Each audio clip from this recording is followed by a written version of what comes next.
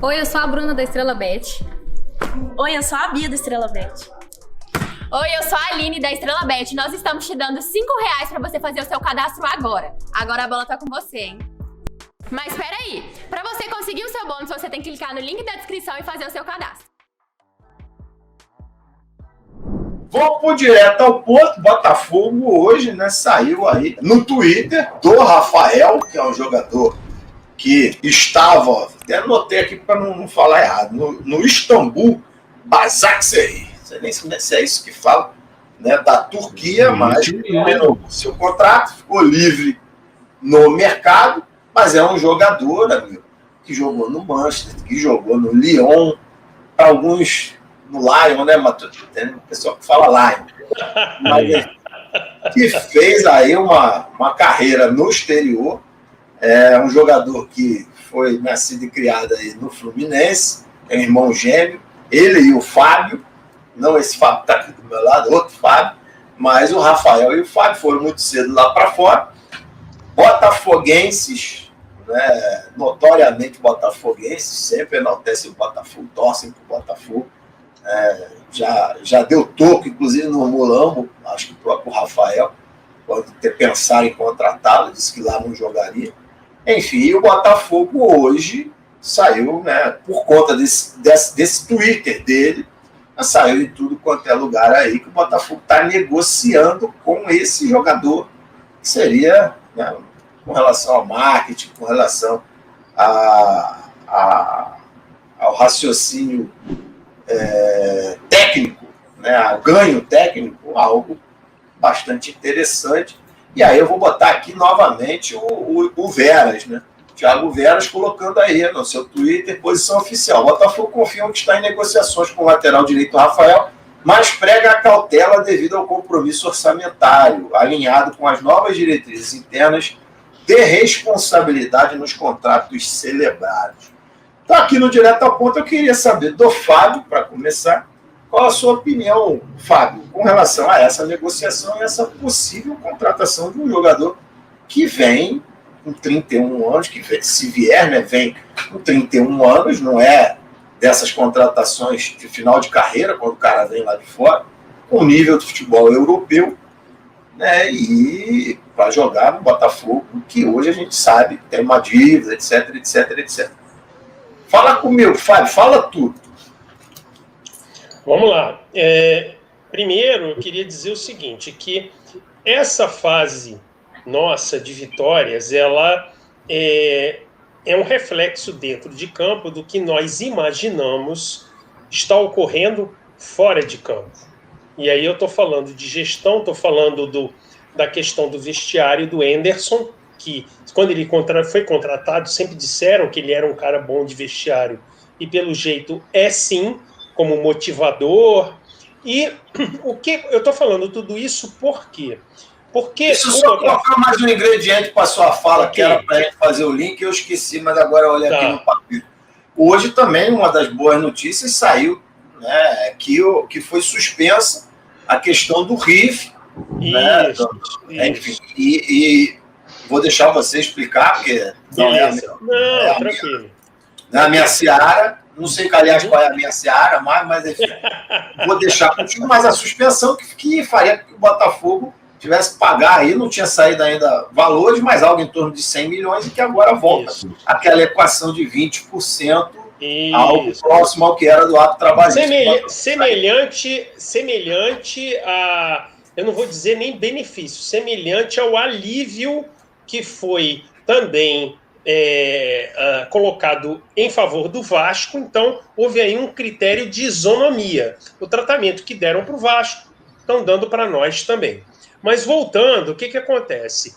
Antes dessas rodadas que nos jogaram lá para cima e nos deixaram ser otimistas de novo, o que a gente via era um desempenho pífio dentro de campo que refletia, e todos nós falamos isso, uma gestão, no mínimo, para ser educado, uma gestão infeliz. E aí era uma gestão infeliz em todos os sentidos, em negociação, em contrato, em fisiologia, departamento médico, infraestrutura e tudo e todos os outros aspectos que são necessários para você gerenciar um clube de futebol.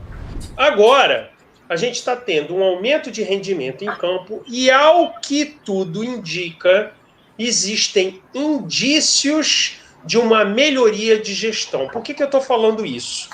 Eu estou falando do assunto que você já colocou aqui, a questão do Chay, que já consta no bid como jogador do Botafogo.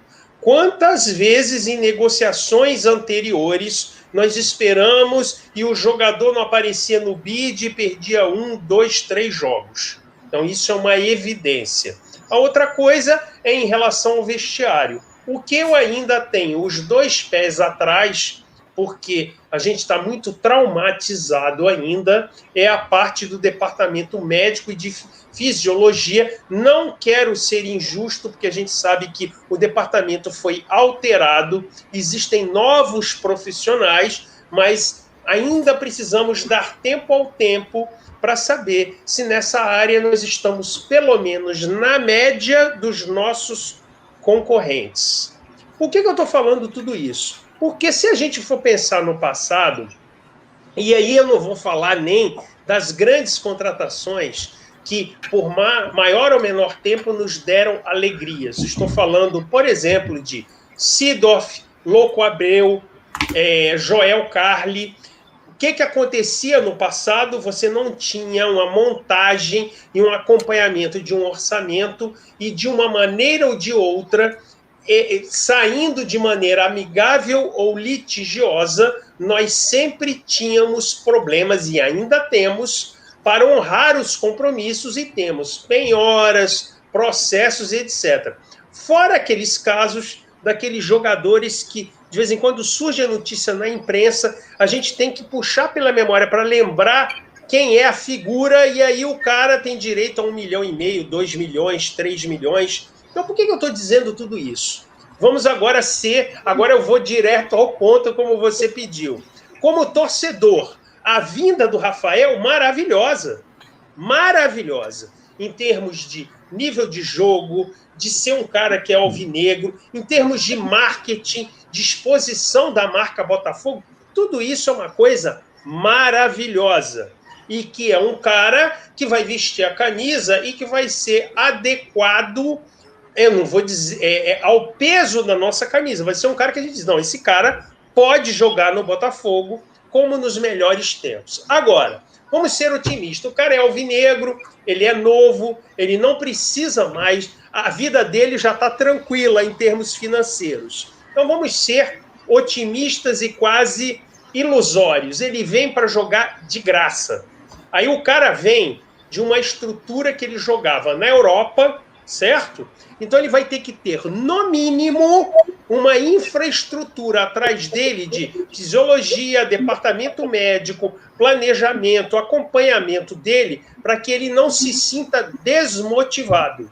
Então a vinda de um jogador que está acostumado a jogar na Europa, o buraco é muito mais embaixo, é muito além de um projeto financeiro que não deixa o Botafogo fragilizado. É um projeto de infraestrutura de gestão de um clube de futebol. E aí, essa vinda dele, eu espero que, se ele vier e se isso tudo se configurar como verdade, eu, Fábio, torcedor, vou adorar. Agora, eu vou ter uma preocupação para saber se realmente o nosso clube virou a chave de ter uma gestão fora do campo adequada, e aí o projeto financeiro, a gente nem sabe, né? Como é que é esse projeto financeiro, se tem, e tem que ter, para trazer um jogador desse, por mais que ele abra a mão e diga, não, vou ganhar menos, que é o clube do meu coração, não estou precisando mais de dinheiro, mas algum projeto financeiro tem que ter, e aí a gente vai ver, só o futuro vai dizer. Primeiro, que a gente vai honrar o contrato como Rafael, que estava lá na Europa, era acostumado. Lá, os contratos são honrados até o final. Então, se o contrato vai ser honrado, não deixando resquício para o futuro, e eu não estou falando de gestões futuras, eu estou falando do nosso clube, que o nosso clube não tenha que pagar um esqueleto lá na frente e que ninguém reclame se isso acontecer, porque o cara vai reivindicar o direito dele, o que estava assinado. E que a gente tenha uma infraestrutura de gestão e de apoio ao atleta. E aí eu estou falando de, não tem centro de treinamento, mas um campo de treinamento decente. Ou seja, eu estou falando de uma infraestrutura completa para que a gente possa, para usar um termo da moda, performar em campo. O nosso jogador possa entrar tranquilo, saudável, sem sentir dor, sem estar desgastado e possa render o máximo. Então, traduzindo, como torcedor, acho maravilhosa a notícia. Se ela se configurar, vou torcer muito, mas eu não nego que eu vou ter uma ponta de preocupação em saber se nós realmente já viramos a chave e estamos voltando a ser o clube grande que nunca deveríamos ter deixado de ser. É isso. Matuto, inclusive, né, nesse vai não vai, disse-me-disse aí de Twitter, o próprio irmão do Rafael, o Fábio, esse que ainda tem mais um ano de contrato com o Nantes, da França, meio que disse também botafoguense, né, disse para o Rafael, ó, segura, vai arrumando a casa aí que depois eu chego. E aí, Matuto, como é que você vê essa negociação? Fica à vontade para tecer a sua opinião, pai. Então, André, Fábio colocou muito bem aí, né? Eu vou falar primeiro aqui, vou falar do Rafael jogador. Eu acompanhei 2 jogos do Rafael ano passado, eu me lembro perfeitamente deles. Foram os jogos da Champions, né? Que eu estava durante as minhas vidas disso aqui, o André também. Por que será? Mas enfim, foram 2 jogos.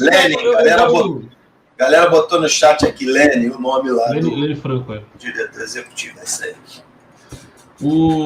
Eu gosto muito de futebol internacional, o André sabe disso, acompanho fim de semana aqui de manhã, acompanho demais aqui campeonato inglês, alemão, que estiver passando, eu assisto muito. E foram 2 jogos, me lembro perfeitamente. O Istambul, o Başakşehir, jogou contra o Manchester United, deu 2-1. O Rafael jogou muita bola, jogou bem. O cara conseguiu apoiar bem, defendia bem, eu achei até... Porque foi uma oportunidade para falar... Eu confesso que eu nunca tinha visto o Rafael jogar. Então foi a primeira vez que eu parei para ver um jogo e ele foi muito bem nessa partida. Já o segundo jogo foi aquele fatídico. Vocês vão se lembrar lá que o Istambul jogou contra o PSG, teve aquele problema do quarto árbitro que ofendeu o jogador, aí suspendeu a partida, então foram jogar no dia seguinte. E o PSG enfiou 5-1 no Istambul, e o Rafael, nesse jogo, assim como o time todo, ele jogou muito mal. Acabou até, se eu não me engano, ele foi substituído. E, se eu não estou enganado, ele foi substituído, mas ele foi uma partida que ele não jogou muito bem. Mas a partida que ele jogou bem, eu vou me apegar nela, porque assim, perdendo de 5-1, o time já estava eliminado. Vou me apegar na partida que o time jogou bem. Eu não tenho dúvida. E o adversário também potente. Sim, o Manchester, com certeza. Não deixa você jogar. Com certeza. Então, assim, o que acontece? O Rafael jogador, eu não tenho a menor dúvida, assim como o Fábio deixou claro aí, que ele agregaria demais. Não só no campo, como ele disse, é o marketing, é a experiência, é a visão internacional, a gente lembra lá do Seedorf, né? É um pensamento diferente, né?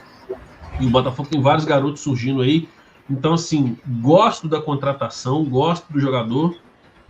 E eu vi gente comentando que, mas tem que ver e tal, porque o Calu também veio velho e tal. Cara, o Rafael tá com 31 anos, ele não tá assim velho, né? Convenhamos, né? 31, 32, ali, beleza, a idade vai começando a pesar para um lateral, talvez tenha que fazer alguma adaptação em esquema tático e tudo, mas ele sempre exaltou o clube. Eu lembro da época da Libertadores, ele falava que ficava acordado até tarde, postando foto, nunca negou isso. Eu me lembro de uma declaração dele, eu não sei se foi dele ou do Fábio, mas acredito que foi dele, falando que ele um dia iria vir para o Botafogo, mas não ia vir vovô, né, velhinho e tal, algo do tipo assim, que ele queria vir para jogar. Então, assim, Acho que 31 e até 32, eu ainda falo, pô, acho que dá pro cara vir jogar bola. Acho que ele sobra, ainda mais nessa lateral direita do Botafogo aí, que, cara, é um horror, já tem muitos anos, né? Acho que ainda hoje quem ocupa o espaço lá ainda faz até com né, uma qualidade ali razoável, né, para quem tá ali, nada de muito de muita bola no menino lá, mas assim, para quem já teve ali Marcinho, Barrandeguia, com as porcaria lá que, porra, a gente cansou de sofrer com essas merdas, acho que o Rafael Veiga agrega muito, mas não sei, como o Fábio falou, eu sei que ele falou hipoteticamente, não vem de graça, e é o seguinte, parece que o Botafogo falou que está negociando e tal, confirmou a negociação, se estão negociando, amigo, tem valores na mesa, então qual é o custo-benefício? A gente não tem como saber, mas gosto do nome, gosto da contratação e acho que vai agregar demais ao clube. A informação que a gente tem é que ele não renovou o contrato com o Istambul, então tá livre no mercado. Viria nessa questão de pagar para algum clube, não, né? Seria 0,800. Salário. A questão é a negociação com ele, de salário, etc, etc, etc. Enfim, eu não tenho muito a acrescentar de tudo que vocês disseram, só uma filosofada aqui. Eu era muito mais feliz na época que eu era só torcedor da arquibancada, que o que me chateava era o time perder, o que me deixava feliz ou me deixava triste era se o time estava bem, se o time estava mal dentro de campo. A gente enveredou por esse projeto da Botafogo e teve que se aprofundar em outros temas aí, como questões financeiras, questões de gestão, etc, etc. Eu digo que para muitas das coisas que a gente soube, que a gente sabe, que a gente às vezes nem fala, né, a ignorância é uma bênção, porque saber de certas coisas de bastidores às vezes te derruba bastante, né, e talvez por conta disso tudo eu continue sempre com os dois pés atrás, né, e essa preocupação que o Fábio colocou, não teria condição de falar de uma maneira mais bem explicada, então concordo com vocês. Queria realmente não tá me lixando para saber quanto é que vai pagar, quanto é que vai ser o salário, que se dane, importante só a questão técnica, mas hoje eu, infelizmente, tenho esse tipo de preocupação.